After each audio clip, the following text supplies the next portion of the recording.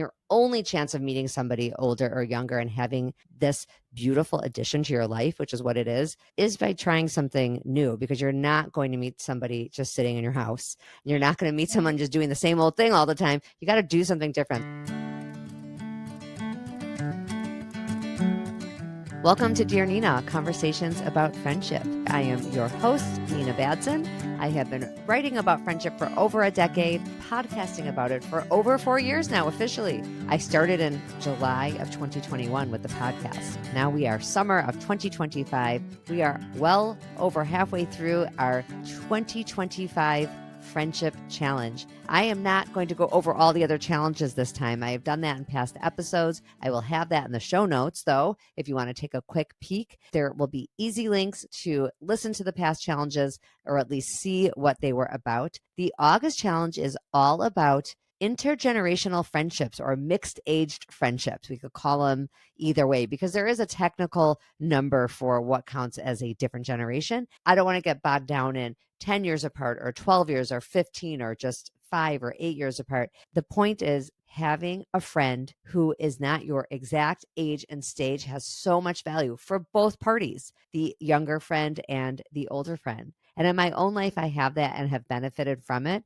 I am the younger friend in some cases, and I'm the older friend in some cases. 15 years is the threshold for considering it intergenerational. Now that I'm thinking about it, I don't think I have a friend who is more than 12 years older or more than 12 years younger. I do have it in the 10 year. So I will need to follow my own advice. Well, I always follow my own advice. Most of the time, these challenges are first and foremost for me because I do this work also for me to be a better friend, to have better friends. I will not be the only one talking about these mixed-aged friendships on this episode. I am thrilled to be joined by Liz Alterman. She is the author of the award-winning memoir, Sad Sacked. She's written multiple thrillers, too, a completely different genre.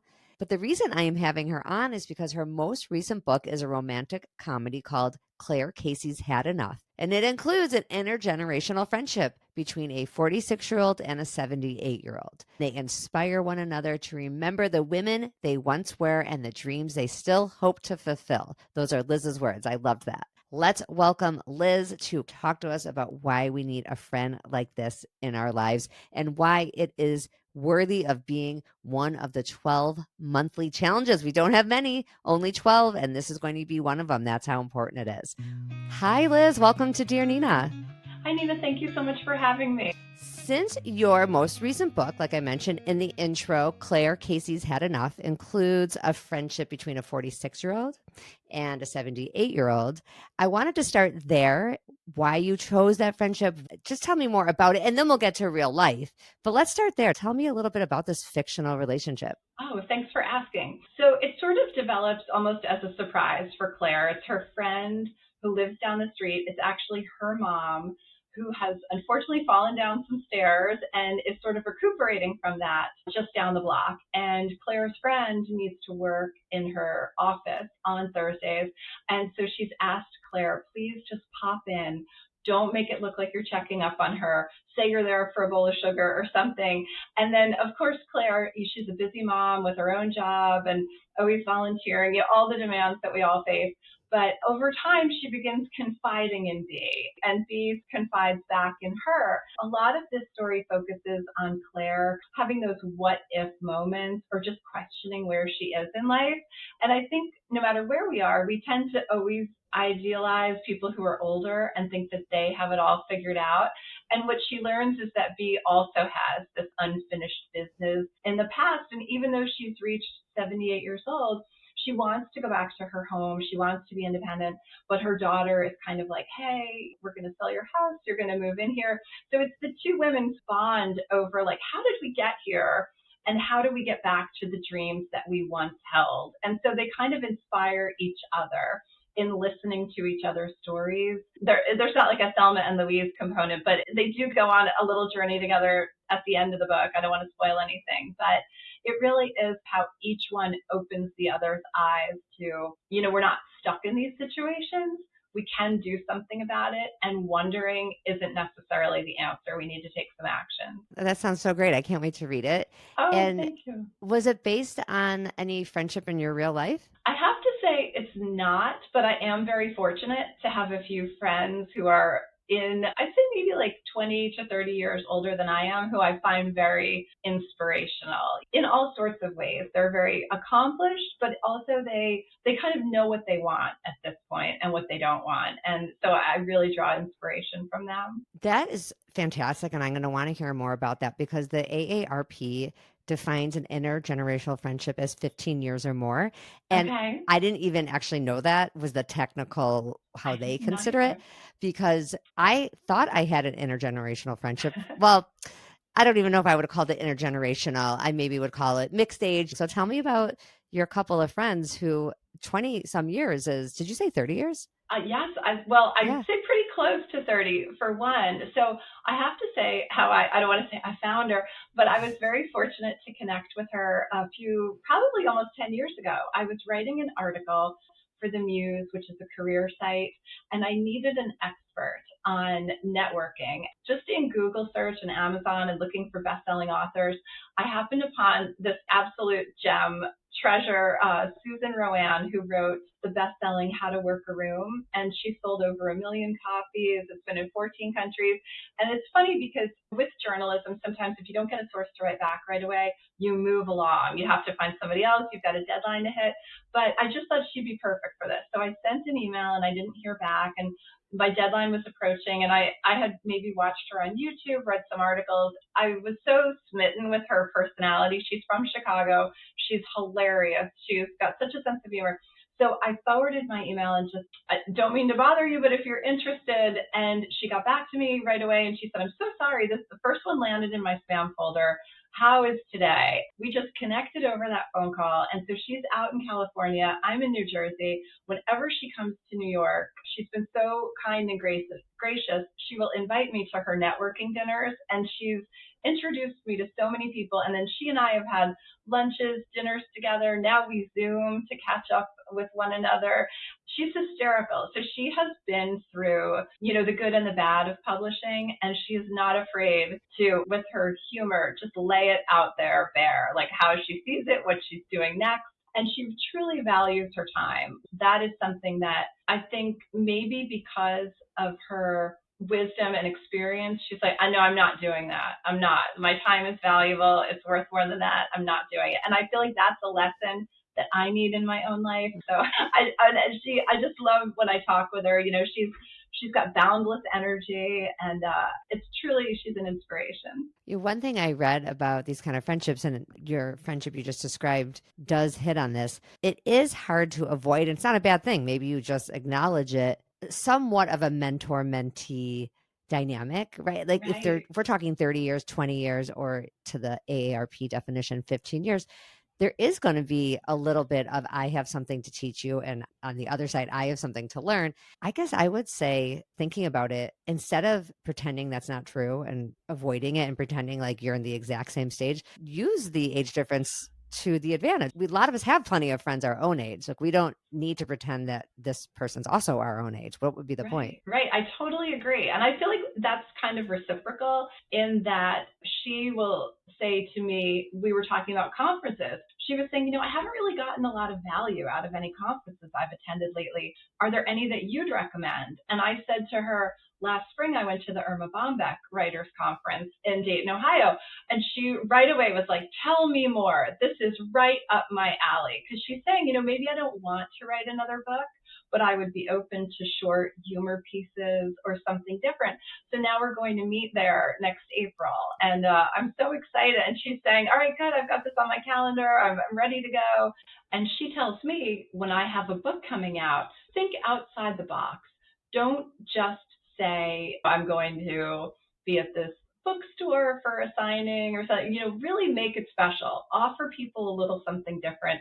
And she just has really great ideas based on her own experiences, and she's willing to share what worked, what didn't work. And I try to do the same for her. And so I think because we're at different stages and just at different places in our lives, just to have that different perspective that neither one of us might get from a peer is really valuable. And I think we always come away from our calls energized with new ideas of how to move forward. That's such a good point. It does go both ways because you probably have, I mean, this is really stereotyping. So if I'm wrong, tell me, but you probably have somewhat of a different relationship with social media and technology than she might have, just based on experience. And so you might have something to teach her, and you could learn from someone much younger than you as well. Right. I will say she is out there. She's on all these different things, and she is funny too because she's saying, with the political climate, she's like, "What have I got to lose? I'm not shying away from speaking my mind." She's hysterical, and I love just the freedom that a lot of times people are afraid to voice their opinion or to stand up for what they believe in the world. But I feel like she's kind of like, you know what? I am who I am, and I'm owning it, and I really admire that. That is something I get from friends, even 10 or more years older than I am, is more of a push. Like they push me more to stop worrying so much what other people think in general Exactly. on all Right. topics and all topics. And That's so that's my true. personal Achilles heel is, being a people pleaser. And I do think there seems to be a theme as people get older. And I think I've tried to help other people with it too, even though because I'm only 1 inch better at it maybe than someone younger, of letting go of that stuff. I was on a walk recently with a friend who's quite a bit younger. She was talking about something exactly the kind of thing I would have worried about and still probably voice sometimes. But hearing her say it, I was like, oh, that's so not going to matter. I promise you. It's not the thing you think it is. I was able to see it more clearly. Now, of course, she still has to go through it. And I've had friends be able to say that to me too. This won't matter to you when you're 60, when you're. And I'm glad. It's like having a crystal ball. I'm like, thank you. I hope you're right. It's so true. One piece of advice I got from a younger friend, she's more than 10 years younger than me. And I think I kept drawing attention to our age difference. I was the one who would make comments about it, like self deprecating things about, having to get my hair colored every almost 3.5 weeks now. I can barely make it 4 weeks. Things like that. Cause I'm in my late 40s. She's in her late 30s. So maybe we're just 10 years apart. My kids are quite a bit older. And I don't know, it would always come up and it would be because of me. She never brought it up. Finally, she said to me, and it was very good advice, and I would pass it on to other people who are the older person in a mixed age friendship. She said to me, I like you. I like being friends with you. You don't need to keep bringing up our age difference. Oh, Something along those lines. Like she was like assuring me that we are friends. It's like, oh, we're that's friends. sweet. It's like, Nina, we're friends. You can stop kind of joking about your age. Like you're drawing attention to it. I know what you mean. I have a younger friend. She's probably in her late 30s. I just turned 54. There are times where I almost don't want to come off like a vampire where like I'm trying to suck her youthful energy out of her and I don't want to bring it up. But then, for example, sometimes we'll be out to lunch and she'll be like, I got to get back for the school bus or, different things that I haven't thought about in a while. And then when it does pop up, I'm like, oh my gosh, I wonder if she feels like she's out with her grandmother this afternoon. Yeah, it is hard not to sometimes feel funny about it. The different stage, I think, could work for these friendships and against it. It depends what point of view you're coming from. One thing that came up a little bit in the Facebook group is this idea that your older friend might be available for you in a way that your peers aren't. Your peers Yes. maybe don't have to be at the school bus, or maybe you don't have kids, and perhaps some of your friends are starting to have kids. It's not the worst idea to go either a lot older or yet a lot younger if you are not finding peers who don't have kids, let's That's say. great So you might advice. need to Yeah. like look for someone whose kids have moved out or someone who is younger and doesn't have kids and maybe never will. Not that you can't be friends with people who have kids in a mixed situation like that, but things come up. I mean, it is an issue. The point that was being made is that while it might be great to be the person who has more free time, it's like you don't want to always be the person who's bending around the person who doesn't have as much free time, but that is part of what happens in these relationships. This is why we have to have diversity in our friendships of age and stage. You don't want everybody to have the same issues that come up in the schedule and like then no one's available. That's what I was going to say. I know sometimes you'll get these group texts and it goes on and on. Nobody can meet on the same night because everybody has different obligations, or you want to take a friend to see a concert or a show, and no one's available because everybody has a different conflict. So other than like a networking situation, which is where you met your friend, how have you heard from others who have heard about your book, let's say, or like know about your friendship, your actual real life friendship? Where are people meeting their mixed age friends these days?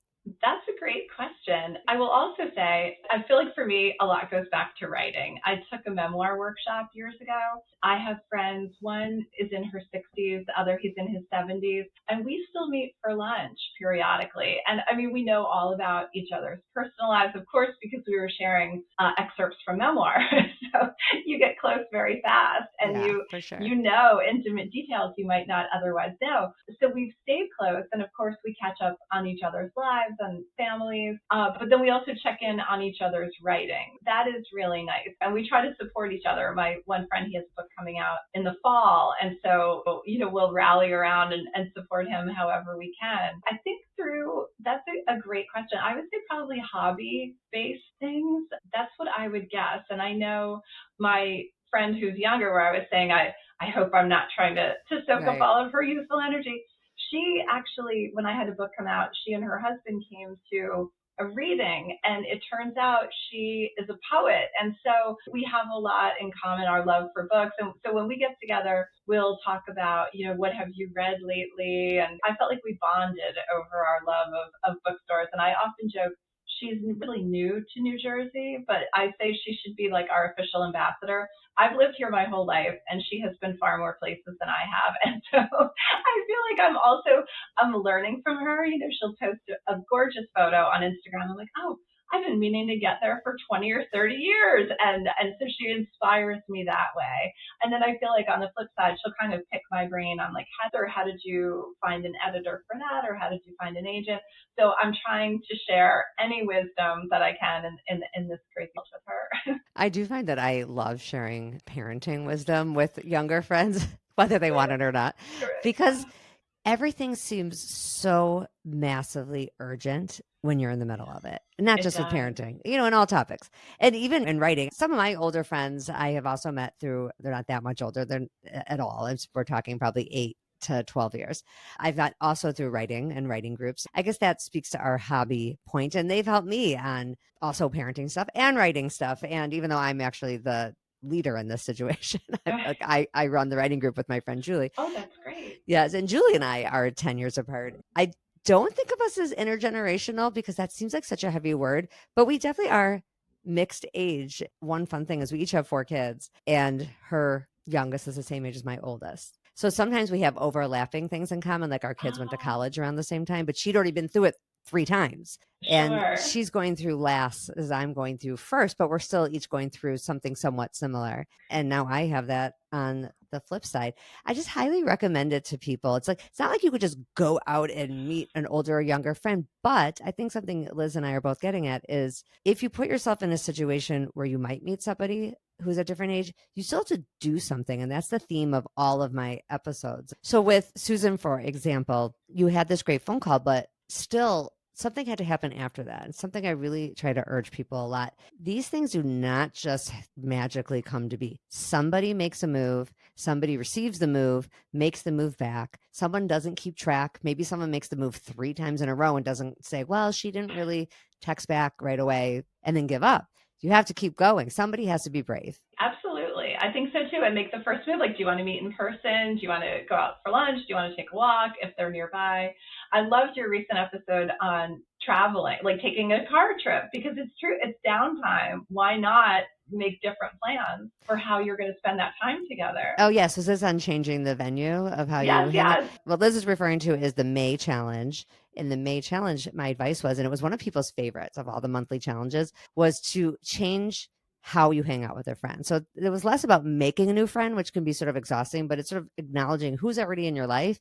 And if you just change where or how you communicate or how you hang out, it really could deepen the friendship. So if it's somebody from a writing group or pickleball or whatever else you're doing, or a community organization that you just kind of like, you have good chemistry in some capacity, you just could tell that you like their vibe, you still have to do something to deepen that friendship. And the doing something may be as simple as asking someone who you go to these community meetings with for their phone number so that you could Mm-hmm. text here and there.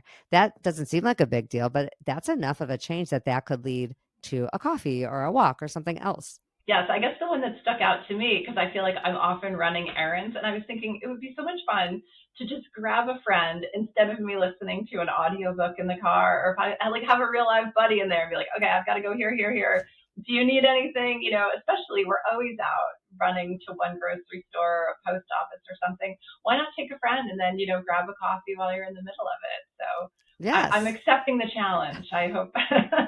I love that. So, Liz, I think what we're both saying is yes, people need a friend who's younger and a friend who's older. If you can only have one, it doesn't matter which way, but they are different. It is different to be the younger one in this mixed age friendship and the older one. I think in an ideal world, you would get the chance to be in both positions. Do you agree? Absolutely. I feel so fortunate because I just think it opens your worldview and your perspective. And on both ends, I see my younger friend with her energy and her vitality. And as she goes through different milestones with her kids, and I'm not that nostalgic or sentimental of a person, but it does kind of remind me of those simpler times. And I try not to ever say to her the old, it goes so fast. But I make a note of it in my head that, next time I see my kids, or when I get home from hanging out with her, I'm going to try to really appreciate just how fast time does go. And then on the other side, my friends who are older, who I guess have that sense of urgency about what they want to accomplish, and that they're not going to let anything stand in their way, or they're not, and as you said, they're not going to worry about what people think. They're going to do it their way and use the wisdom that they've gained over time to pursue what really matters. And I think that's such an important reminder. I was going to sum it up, but I think you summed it up, and I'm glad you did. Go out there and join different things. It's actually advice for just your friendships in general. You all know, if you've listened to other episodes, that I never do general episodes. This is about intergenerational friendships, but it's still just good friendship advice. These are friendship muscles that you need to use, and you need to practice reaching out to people. You need to practice trying different things in different places, trying different activities. It may be that you leave this new activity with someone your own age, but that's good too. I mean, at least you're out there, you're trying, and your only chance of meeting somebody older or younger and having this beautiful addition to your life, which is what it is by trying something new, because you're not going to meet somebody just sitting in your house. You're not going to meet someone just doing the same old thing all the time. You got to do something different. So it's almost like a combo and a reminder for people to check out that May episode. I'll link it here, about changing the venue. And it may just be that you have to go by yourself to change the venue so that you meet somebody different and who's at different age. I think so too. That's great advice. Liz, thank you for being here. I'm going to have all the information on your latest novel and all your novels, because I know you are quite a prolific writer. You may know, you've listened to a few episodes, that I'm going to say right now. Come back next week when our friendships are going well. We are happier all around. Thank you, Nina. Thank you.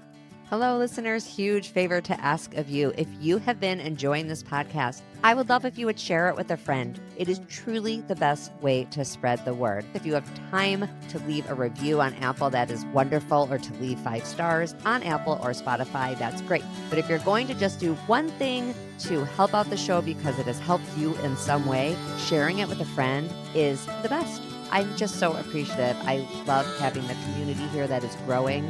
Thank you for considering that. Have a great week.